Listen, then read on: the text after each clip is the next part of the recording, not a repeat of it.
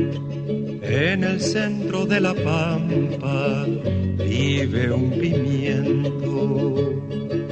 Sol y viento pa' su vida, sol y viento. Sol y viento pa' su vida, sol y viento. Bonjour, je m'appelle Patrick Bernard, bienvenue à la 75e édition du Piment. C'est le 20 mars 2014, c'est la première journée du printemps. Le vent souffle, la neige est toujours présente. Alors aujourd'hui, ce soir, cet après-midi, on va visiter le Club Sierra du Québec pour son assemblée générale annuelle.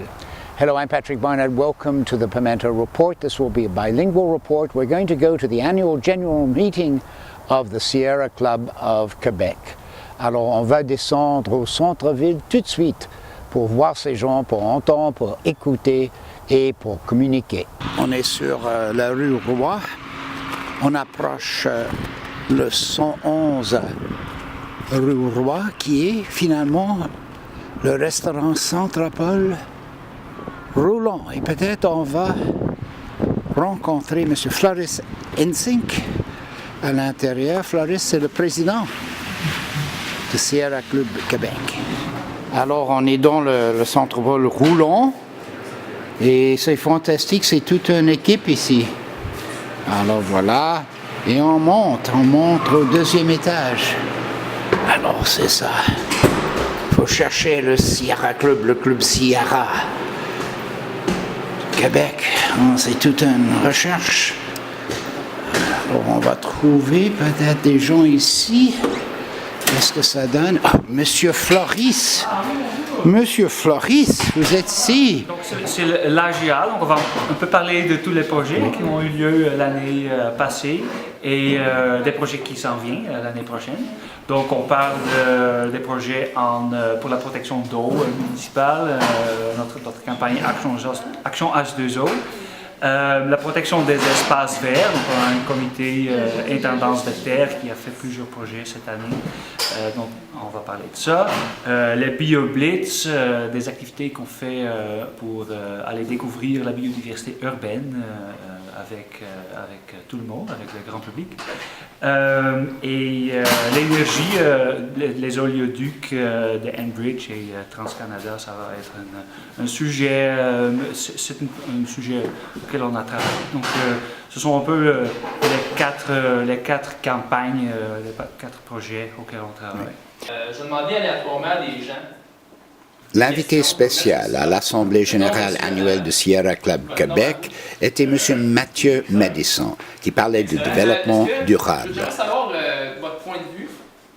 C'est quoi pour vous la conservation? Le Sierra Club Québec est une section de Sierra Club Canada qui est liée avec le Sierra Club aux États-Unis. Le Sierra Club aux États-Unis a été fondé en 1892 par le grand naturaliste américain John Muir, qui était un des fondateurs aussi du parc Yosemite aux États-Unis. Le Club Sierra a été fondé il y a plus que 100 ans maintenant par John Muir aux États-Unis. Je pense que le premier ici au Canada, c'était dans la Colombie-Britannique. Trouvez-vous qu'il y a un grand intérêt maintenant parmi les gens ici au Québec pour le travail qu'on fait? Pour le travail qu'on fait, mais je pense que la biodiversité ou la protection de la nature est un enjeu qui suscite de l'intérêt. Mais c'est toujours un enjeu qui est en danger. La nature est toujours menacée par le développement immobilier, par la pollution, par l'étalement urbain, par toutes sortes de processus. Donc il faut toujours avoir des citoyens comme les membres du Sierra Club pour pour protéger ça. Le 20 mars 2014, les environnementalistes dans la région de Montréal ont eu un choc. Le comité exécutif de la Ville de Montréal a décidé de couper 17 millions de dollars du budget municipal dédié à la protection des espaces verts. Vous voyez ici l'article dans la Gazette de Montréal la journée prochaine. Montréal coupe l'argent pour les espaces verts. Apparemment, le budget de la Ville de Montréal est un peu changé. Oui. Est-ce que vous êtes au courant de tout ça, là? Oui, j'ai entendu la nouvelle, oui. C'est vraiment un enjeu sérieux, je trouve. La Ville de Montréal, depuis des années, déjà réserve un montant dans le budget pour protéger ou développer de l'espace vert à Montréal. Denis Coderre, dans la campagne électorale, a plusieurs fois réitéré qu'il allait préserver ce budget et que c'est une promesse électorale, on pourrait dire. Et maintenant, il vient de dire qu'un gros morceau de ce budget va être alloué à des projets infrastructures. Est-ce que ça s'est vraiment confirmé aujourd'hui, savez-vous? Il faut que je regarde vraiment où est-ce que ça s'est rendu, mais d'après ce que j'ai entendu, c'est ça le projet qui est sur la table. Donc, ça c'est grave, on trouve ça grave. Flores, I'm just making a small video today. In tonight's meeting, what would you like to see come to the forefront most clearly? If you had just one thing that you would like people to think about tonight? Well, for us, the most important thing is that people engage in the protection of their environment, whether it's the protection of green spaces or pollution from pipelines or water pollution. I think the most important thing is that citizens are aware of what's going on, of what's happening, have a connection with nature or with the environment, and follow what's going on and take action whenever it's needed. So that is for me the most important issue. Okay. Well, look. We'll start with you. So tell me your name and then what you're most involved with right now. Wonderful. So my name is Sarah Archibald, and I'm the coordinator of something we call the Campus Food Systems Project. And basically what we're doing is working with students across the country from coast to coast to empower them with the skills and knowledge they need to build sustainable, healthy, and equitable food systems on campus. So changing policies, working with farmers, and learning how to cook and produce food. Now, does that mean that you're encouraging more and more people at the University of Toronto, I presume, to eat locally? So local is a big aspect of ours. We also ask ideas of like producing your own food, connecting with local fishers, the Aboriginal groups to understand the traditional foods, and to get chefs to teach and share their knowledge on campus. And what is your name, please? I'm Andrew McAllister, so I'm on the executive committee for the Sierra Youth Coalition.